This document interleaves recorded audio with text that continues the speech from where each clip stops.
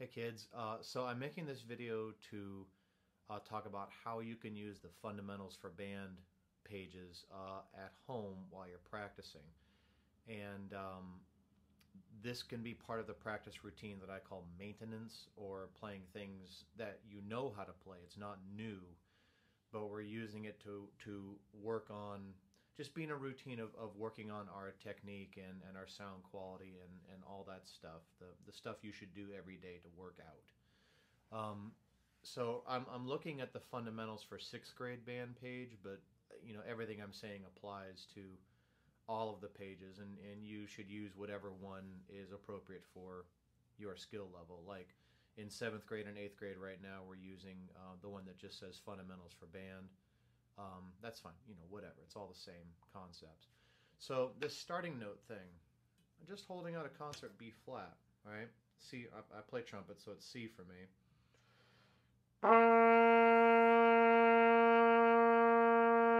We could talk for 15 minutes of stuff we can do with this.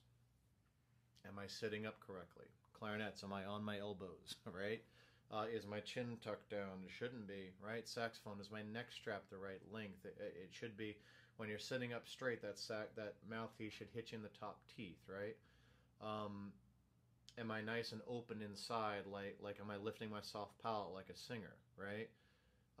Imagine you put hot food in your mouth and you're trying not to burn the roof of your mouth. All that where you lift up sort of the back of your mouth, that big O ho shape, and fill that shape up with air. Okay, ho, and fill that shape up with air. So we don't want to play like hey, we want ho. So we get a great sound like this. Now can we hold that note steady? All right, because if you're all over the place like this, something's wrong. Brass people, trumpet, trombone, baritone, am I pressing too hard with the mouthpiece against my lips? Remember, you can hold your horn flat, and so you can't pull it against your lips, and that's what it feels like to play with no mouthpiece pressure. That's what it should feel like all the time if you're doing it correctly. So we hold out this note and we just relax.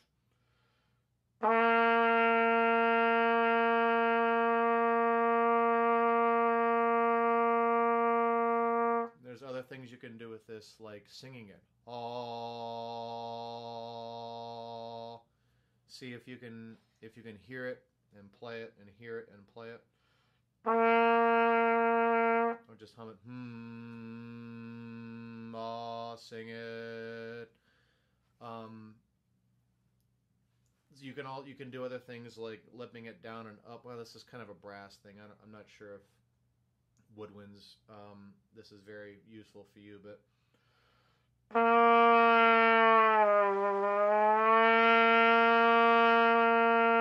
right. Can do some of that while you're practicing at home. Anyway, try to different dynamic levels. Can you play that note soft? And hold it steady while you're holding it soft. Right.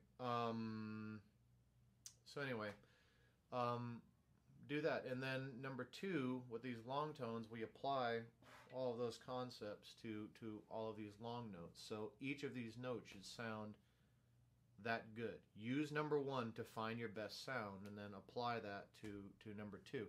And I'm going to get the metronome going. I'm setting it to 80. Okay, this is the tempo app that I recommend, but you can just Google metronome, whatever. I'm setting it to 80. It's a little loud. Okay. I'm tapping my foot. 1, 2, ready.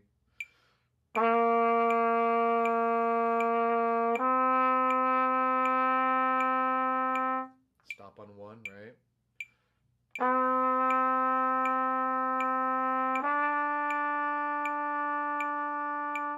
2, breathe on 4.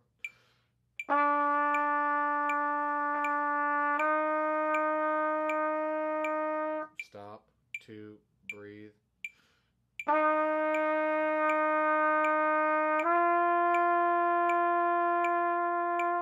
2, breathe. Okay, you get the idea. Try it at different dynamic levels. You know, there's simple notes. What can you do with them? Try it softer, try it louder. But the most important things are holding the notes nice and steady, getting great tone, make sure they're in tune. Okay, so if I play, you know, that doesn't sound good. I want to hit that note right on the money, and I want it to be in tune. So I shouldn't be moving around so much here at all.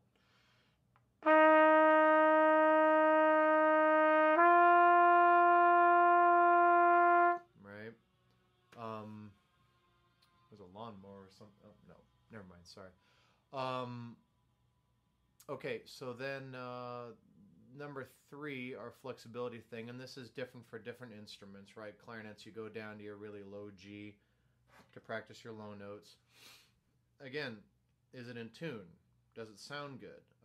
Always ask yourself, does it sound good? Does it sound good? Make it sound good. Don't go on if it doesn't sound good. That's the most important thing. And for brass, these are just sort of basic flexibility exercises. So.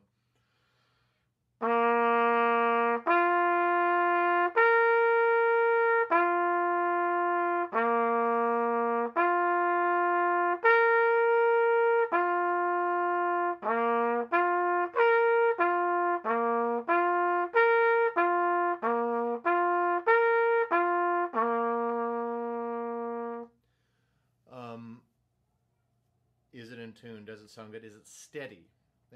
Or am I scooping into the note? Am I going blah, right? If I go,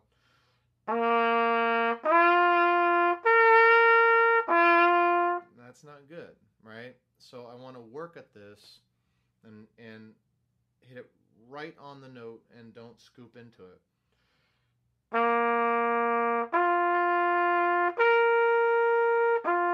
And you can try singing it. That'll help too, right? If you can sing it in tune, then you can play it in tune.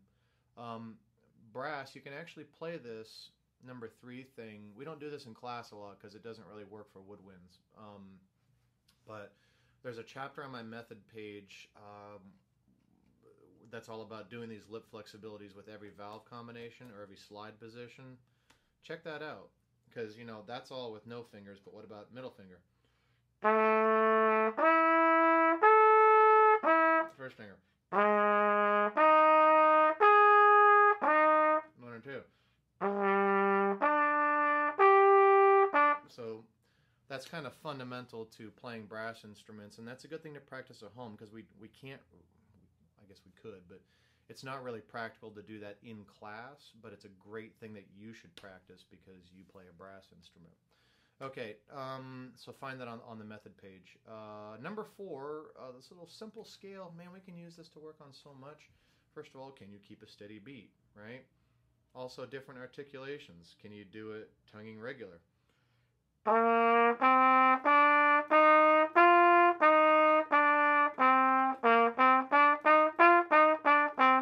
Or can you do it staccato?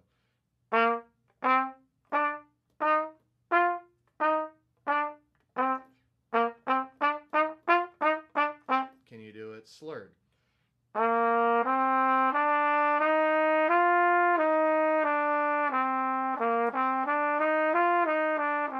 How about slur 2, tongue 2, right? Slur the first 2 notes and then tongue 2 notes.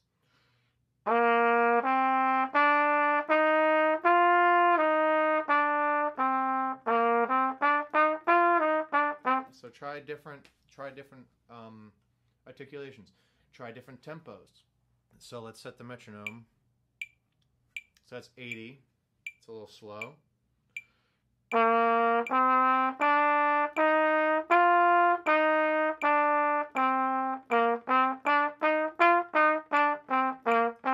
And you can't see, but I'm tapping my foot.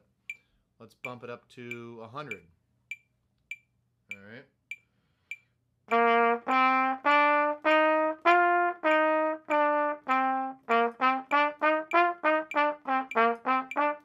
And I'm listening to the metronome so that I play with it. You know, 7th and 8th graders who are using just the thing that says fundamentals for band, you know, there's these 5-note scales for a lot of different keys, so you can do all of those, and those are all really good fingering exercises. Let's see. In the one that's fundamentals for band, not the 6th grade one, there's a good articulation exercise. And honestly, I should probably add it to the 6th grade thing, but we can do it right now. It's where I play and then you play, and I go.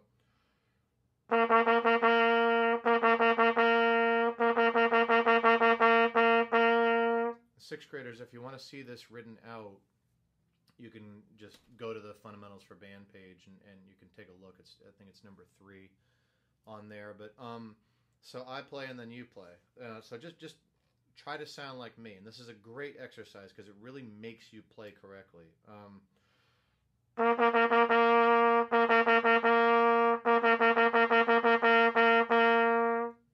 then you play.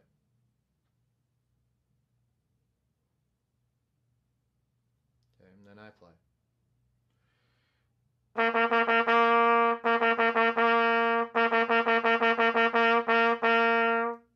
Now you play.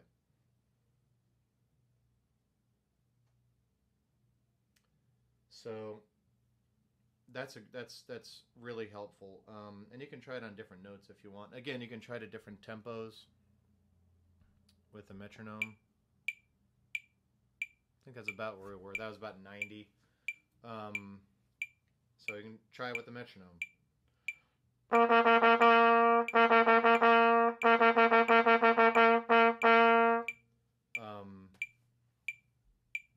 That's a great exercise. The duet things, obviously you can't really do that when you're practicing at home because you don't have anyone to play with. But I had an idea about I'm going to when I finish making this video, I'm going to make like a play along track for the duet, so you can hear both parts and you can pick whichever part you want to play, and then you can hear the other part too. So that'll be cool. Actually, you know, we can just do that in this video. Well, no, the play along track will be easier for you to use. I'll do that.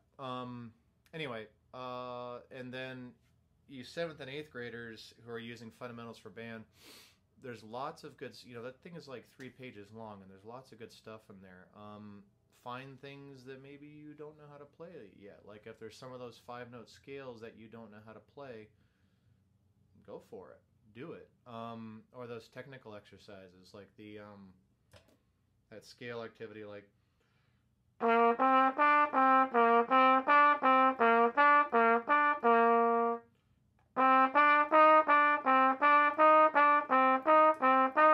man, that's great stuff. And again, see like how fast can you do that? Like set your metronome, make a goal. Like maybe by the end of coronavirus, you want to get that up to, you know, where your metronome says 150. I don't know. Make a goal. So there's 100. Metronome's at 100. So, right, 100. Stay. Okay. So let's see.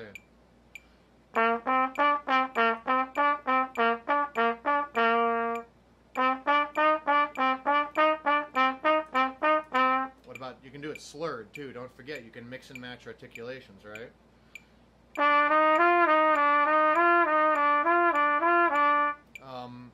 Bump it up. Let's go up to 120. Whoa.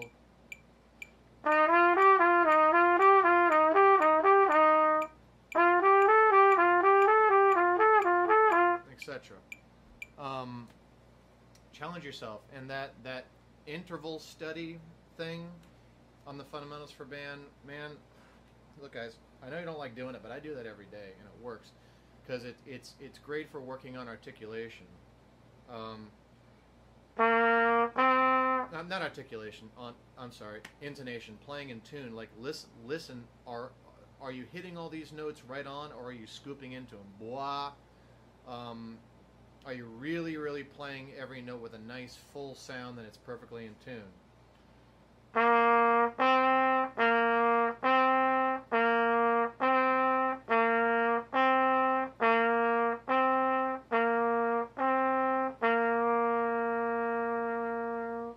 Rest.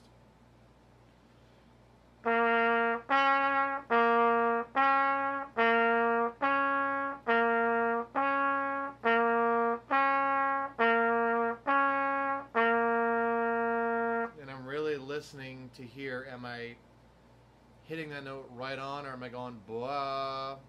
Because one or two of those I did, and so I'm listening for that. And that's a great thing to practice. Sixth graders, you can take a look at that. You know, take a look at the fundamentals for band page, and maybe you can't play all those notes yet, but you also have plenty of time on your hands right now, so maybe you could learn. So these are all good things to practice with the fundamentals thing. Now, percussion. Well, I'll tell you what. I'm going to make a separate video for the percussion because that'll be better. So, yeah, fundamentals for band. This is all about working on your technique and working on your sound quality. This is the how you play, not what you play. This is how you play. How do you sound? I didn't talk about the key signature check with the sixth grade band thing. So that's just a reminder of what is a key signature? What does a key signature do? How does it change what notes you play when you're playing the song? And this kind of is all about, again, maintenance, playing things that you know. Another part of that is going to maybe the method stuff and playing old songs that you know. You know, some of those songs, even though they're from chapter 3 or 4, doesn't mean you shouldn't play them anymore. I mean, there's some good stuff in there. Even stuff like March of the Stinky Kids, you know, that's a pretty good workout, especially, you know, for sixth graders. What is it?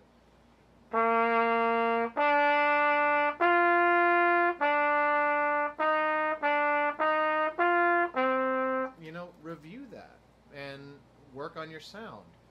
Does it sound good? Am I scooping into the notes?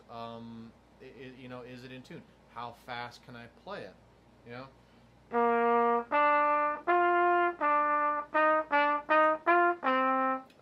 How slow can I play it?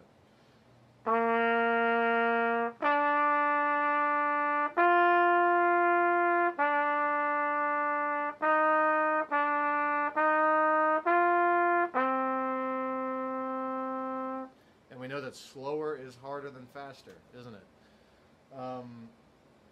So, yeah, after you do your fundamentals routine, go back and find your favorite songs from the method or whatever stuff that you know how to play. You know you can sound good on it.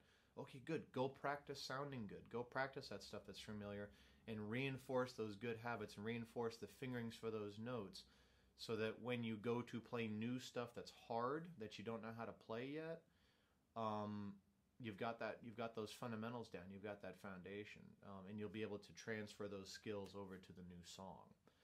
So anyway, hope that's some good guidance. I'm going to go make the duet thing that I was talking about, so you can do the number 6 in fundamentals for 6th grade band. Okie dokie. All right, have fun. Go practice.